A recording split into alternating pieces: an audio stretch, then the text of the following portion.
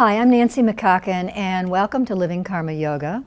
Catherine Austin Woolley, who founded this program, moved to California in late October with her husband, and she asked me to take over some of her responsibilities at Karma Yoga, one of which is hosting this program, which is a celebration of all that the yoga world has to offer, from asana, which means posture, to pranayama, which are breathing techniques, to mudra, mantra, cooking, lifestyle, travel, and so very much more to help you take your yoga off the mat so that you can live a life of joy, abundance, prosperity. It's a life that we all truly deserve, and it's a life that yoga tells us is the basis for our inner beings. Today my guest is Natalie Pyatt. She is, and I read from my notes, she's been a friend of mine for quite a while, and she's an experienced registered yoga teacher with over 500 hours of training. She's a certified Anusara teacher. She's also an Ayurvedic inner medicine practitioner in the Wise Earth tradition and a certified massage therapist. She's studied both here in the United States and in Southeast Asia, and she uses yoga and Ayurvedic medicine to help students improve their health as a gateway to higher consciousness. So Natalie is here to talk to us today about Ayurveda and about something in Ayurveda that that's important every spring and fall, which is called the cleanse. Now, the cleanse is slightly a misnomer because it's so much more. It's more about self-care. But before we talk about that process of self-care and why we do it seasonally, Natalie's going to give us some information about Ayurveda. So Natalie, can you describe to the audience a little bit about what Ayurveda is? Sure. So Ayurveda is the sister science to yoga, and it incorporates all of the yogi's lifestyle.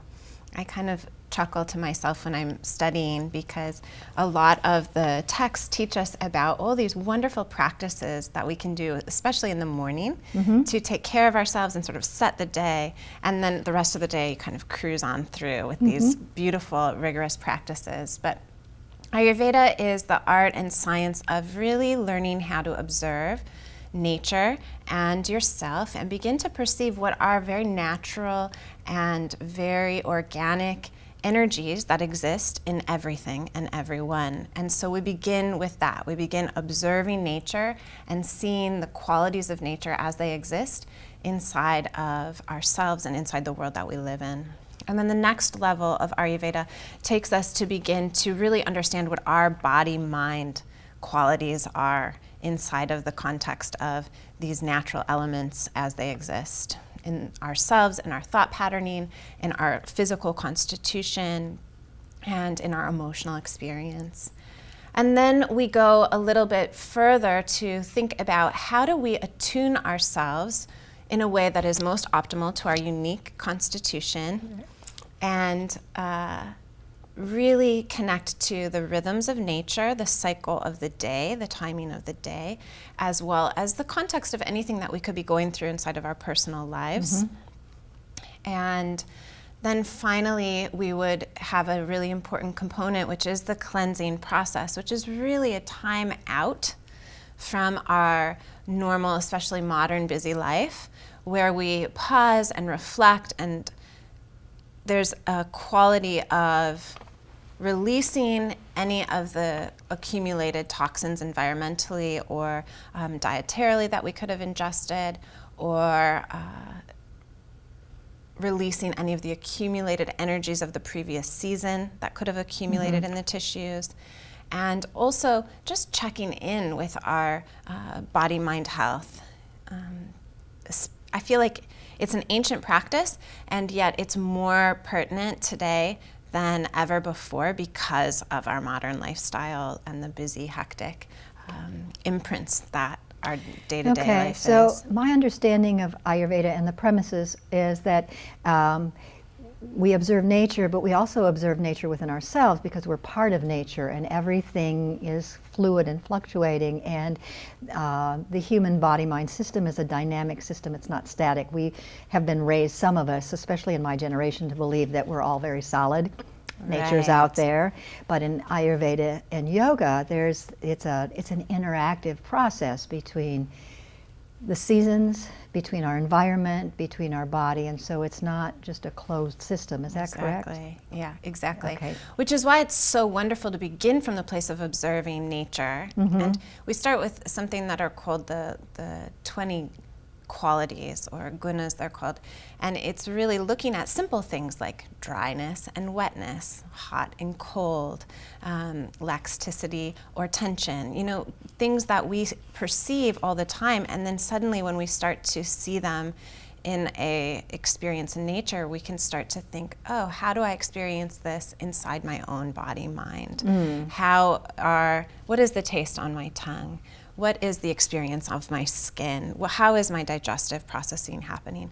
And so it can happen on a very basic level of self-understanding, and then it can also move into more complex situations if there are some sort of disease process present or imbalance that's present as well. Cool. And then I'm going to back up and go off script for a moment. Yeah, okay. please. Because one of the stories I heard from a student, and I haven't heard this from you, is that when you were younger, you had a condition that Ayurveda actually helped. Oh, is yeah. that correct? Absolutely. So I struggled as a young woman with autoimmune issues. Okay. And so it was a lot of going to the doctor and trying to put a finger on it, put a label on it, misdiagnosed many, many times. Not because, this was 30 years ago, so, autoimmune disease. You're not that old, no. Well, Sorry. I started having issues when I was about 9 years old. Wow, okay. So yeah, I'm approaching my 38th year, or finishing my 38th year now. So it was about 30 years ago, maybe 25, when I really started to look for alternative therapies because I ran into a lot of dead ends. My mom is a nurse, and so she was really fantastic about helping me to find things, and she has a really strong intuition. And so she would know when things felt like they were right and when they felt like they weren't right. And basically, I got things managed, but never really cured or into a state of remission. And then once I started to address issues that were like stress, emotional unease, and really started to do a meditation practice, that was when things started to shift dramatically. And that was really remarkable. And then as soon as we started to apply some of the Ayurvedic principles of food management, I had a really healthy diet. It wasn't that I wasn't eating well. I ate beautiful, healthy food, but it was the specifics of getting clear on what was right for me and what was right for the imbalances that were present inside of my tissues. And once we started to figure those type of things out, we were just cruising on down. I went into remission when I was about 17. That's beautiful. Yeah. And so when we talk about the cleanse, which is a misnomer, but it strikes me that the imbalances that you were experiencing that were causing the symptoms and the disease is part of what the cleanse, quote unquote, helps people do. Is that correct? Exactly. Okay. Yeah. Can you describe the cleanse a little bit more then? Sure. So cleansing is it's an opportunity that we create for ourselves to pause and to just create a little bit of extra space around our daily practices. We all have daily practices. Many of them are very healthy daily practices. Some of them are not. Some of them are not. And so we get into a routine and a rhythm, and sometimes, especially the ones that are not so healthy, we just do it because we did it yesterday and we did it the day before. And so when we cleanse, we take pause and we reflect on, okay, what's really serving my highest here? One of the things, it's not really strict. You're not drinking magic potions. You're not suddenly harshly stopping all of the quote unquote bad practices or bad habits that you may have. Instead, I kind of ease on into a cleanse. I really take time to step back and think what's serving and what's not serving, and how can I make some adjustments to get more optimally attuned to myself. The season, like right now, is the spring cleanse that we're preparing for. And so the season of winter that we're leaving, especially in Michigan, it's kind of harsh and cold, and we tend to, eat foods and have daily practices that are going to thicken the blood and help us to retain a little bit more heat inside of our bodies and warmth so that we're healthy during the winter season. But then as soon as the warmth of the spring sets in, our body will naturally want to release some of that excess. And so it's an important time that we shift our diet. For many of us, we already have a natural intuition to make some sort of a shift. Oh, that, some people tell me, that whatever breakfast they were having, for example, suddenly feels heavy or suddenly they just don't want it, and they ate it every day for the last few months. Or, many people have the experience of, I want to do spring house cleaning. I want to clean out the cupboards and organize my closets a little bit. And some cultures actually embed that into their rituals. And I know that for some cultures, dandelion greens and the bitter herbs are part of what they do too. So. Well, we just had Passover, and a huge part of Passover practice is cleaning the house. Right. Which is interesting. And it's interesting you mentioned that, because I've been thinking a lot about public health and really placing the context of health inside of tradition and yoga, and which comes from India, and the Hindu tradition inside of India, which yoga is not Hindu, but they're connected to the Hindu tradition. Of course, there's literally a holiday for every single day of the year, and sometimes more. And inside of all of these traditions, there are some sort of practice that one attains. And it had me wondering if public health was almost a vision of these yogis when they were creating these practices and these holidays, that you would take a time to just simplify, which is really the key word of cleansing, right? Sometimes I don't even like to use the word cleanse, but just a simplifying practice, an attunement practice, because so many of the different traditions, not just out of India, but throughout the whole world, will have some sort of fasting day or some sort of simplified diet day that comes in as a way to just lighten the spirit of one's being. So can you describe a little bit about the Ayurvedic system of lightening the spirit and what that's about? So Ayurveda recognizes that each one of us are individuals and that we each have individual body, mind, constitutional types. And having said that, we also all contain within us all of the elements of nature to varying degrees. So part of the process of beginning an Ayurvedic practice is identifying what your body type is and what your mental type is, and then also what imbalances or what sort of accumulations that you may have accumulated over this past season or because of some sort of event or circumstance in your life. And then when you begin to practice the cleansing practice, you'll do things like self-massage. It's a wonderful place to begin for many people. We don't take the time often. Sometimes we slap some lotion on after we get out of the shower, but in Ayurveda we have this beautiful practice of warming some oil, applying it onto the skin, and in Sanskrit the word is abhyanga, and it translates to deep oiliation. We think of the skin like the third lung. Everything you put on your skin, it's like the Tin Man. You're trying to get the oil into the body and into every cell that you possibly can. So you're not massaging your tissues, but you're getting the oil on. And one of the things that I love to do is get the oil on the skin and then sit. I have a robe that's just for my... Because the oil gets all over the clothes. The oil gets around. Ooh. So you make a little, you make some accommodations. We've got it streamlined now. That's where I can help people out with making that easy and simple in their life. But I love to get the oil on and then have a seat and take some time to let my skin absorb the oil, take some time to be mindful with my breath before hopping into the shower. It's just a beautiful practice. How much time do you spend sitting, letting the oil absorb? At that time, probably only about 7 or 10 minutes. It doesn't have to be really long. In my life, I have young children, and so I kind of enjoy, it's like mama's 10 retreat minutes time. Is huge that feels great. Exactly. Go into the bathroom and have a little extra by pampering yourself. time. That's huge too. I remember when my children were little, there was no alone bathroom time. Right, exactly. It feels very luxurious. And then your skin is so happy you come out. So when you hop in the shower, then you would let the oil be on the skin. Oil has all these antibacterial, antiviral properties to it. It will absorb deeply into your skin tissues, and the more you practice this, the deeper and deeper it'll go into your system. I've had people report back to me, is that possible that my arthritis symptoms are lifting that quickly after beginning the practice, or that the stiffness in my joint is lifting? I'm waking up and I feel, really different. Absolutely, it can have that effect if you practice it regularly. So what oils do you use?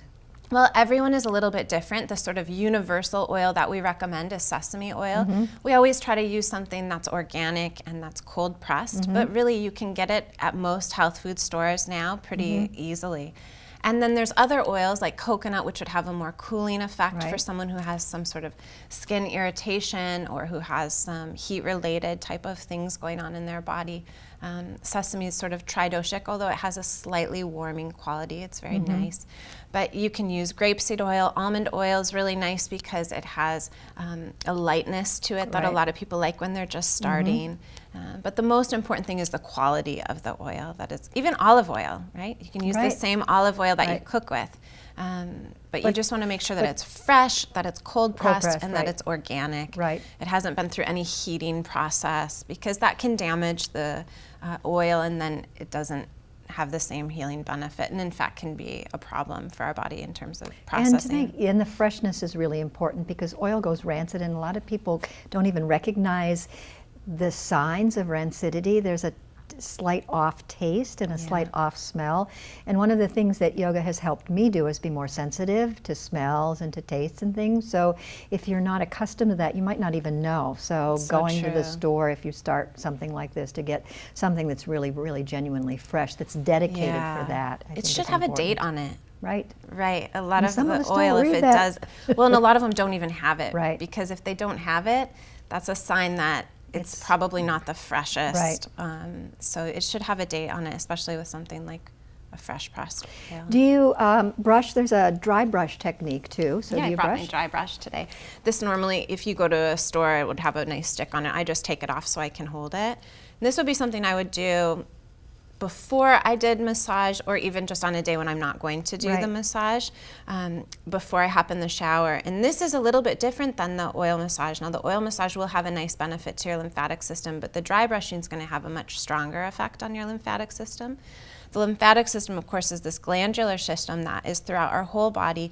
A lot of it is in our gut, in our joints, like underneath our armpits. And really, the only way to activate your lymphatic system, which is responsible for helping your body to move the gunk out, is what I like to say. In Ayurveda, it's called ama, but it's just the gunk. It's moving and purifying your blood and keeping your blood really healthy for you. And so you want to keep the lymphatic system moving.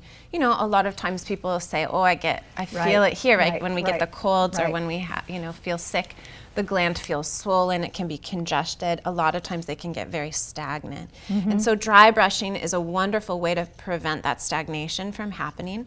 When we do oil massage, we typically will oil from our midline out. So we're thinking about just letting the excess go, especially energetics. Like you were mentioning, the more subtle energies that we accumulate in that, we can feel, especially like if you're feeling stress or anxiety, we would move that out, and the oil is very calming to the nervous system. You sleep great after an oil massage. So I'm going to back up. You do the oil massage in the evening or in the morning? Whenever before you bathe. I take baths at night, showers in the morning, depending on what I'm doing. You can do it either way. So then body brushing is different, as opposed from moving from the midline out, like the massage. For body brushing, you start from the periphery and you draw in, not just to the midline, but even towards the heart, because when the heart is pumping, that's going to help to also increase the circulation in the body and help the lymphatics start moving. Now, the dry brush is a little coarse. People feel it the first time, they're like, how hard do you scrub? And you really do kind of scrub.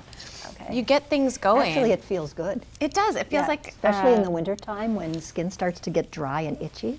Oh, yeah. It's wonderful for dry skin, taking off some of that. it's also calming to the nervous system, but in a different way. It's a little bit, it's stimulating to our cardiovascular system, but it helps to calm excess in the nervous system. I just learned recently from a behavioral therapist about how they're using body brushing to help people who have hypersensitivity or who have sensory issues, or even people on the autism spectrum.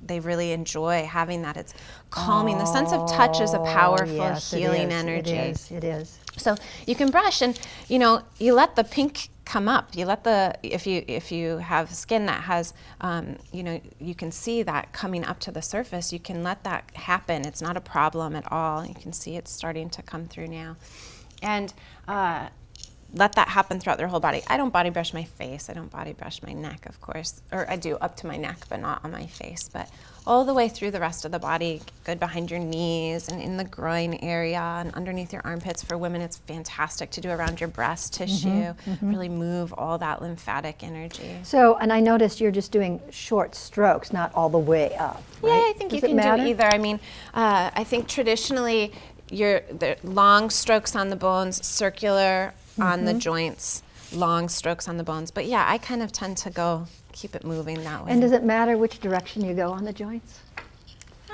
I'm sure that there is a subtle, but I don't. But you have to just pay attention. And yeah, I think pay attention. That would be a nice thing to tune into. And so on circular on the back of the joint and on the middle of the joint too? Exactly, yeah. Circular motions around your larger joints, your knees, your elbows, your wrists, your hips. Okay.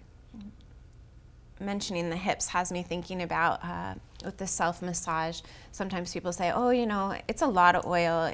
It's a lot for that practice, and so I only get it in once or twice a week, which is totally fine. But you can do a mini version of it, and the hips are a really nice place to focus. Your hips and your tummy. Hips, your tummy, your feet, and your hands, because they have so many nerve endings, the feet and the hands do. And then your hips are an area where we tend to accumulate excess wind and air element. And so it can be really nice to move some of that stagnation out, massaging your tummy just to stimulate digestion. So you can have a little abbreviated one. And that I could do before I put my pajamas on, not using a copious amount of oil, but just a little bit.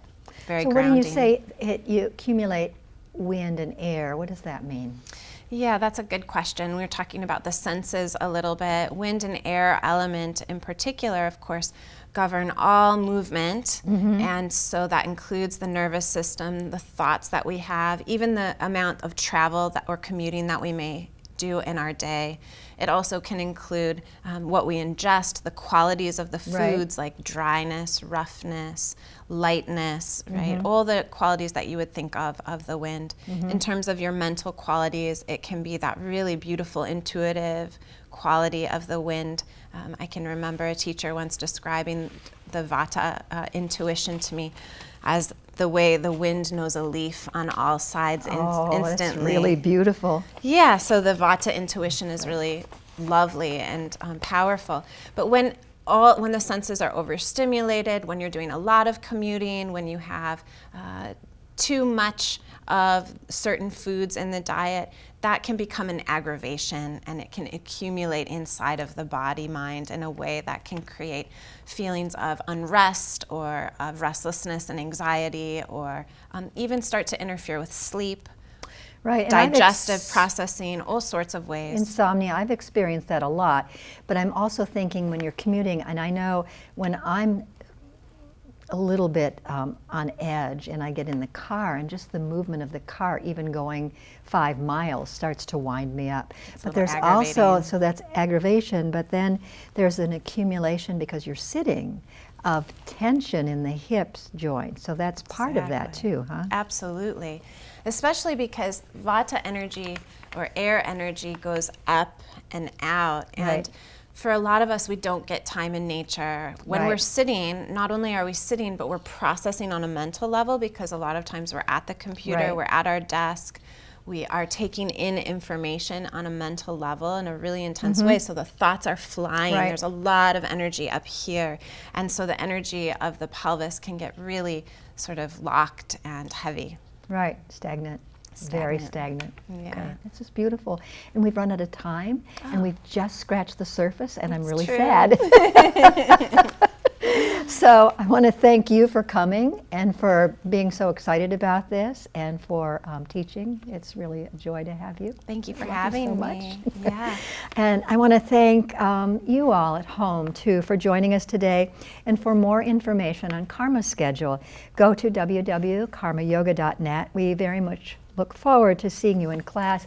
And if you'd like to learn more about Ayurveda or cleansing, Natalie's available for private. It's very small, but you can email me info@karmayoga.net, and I can hook you up.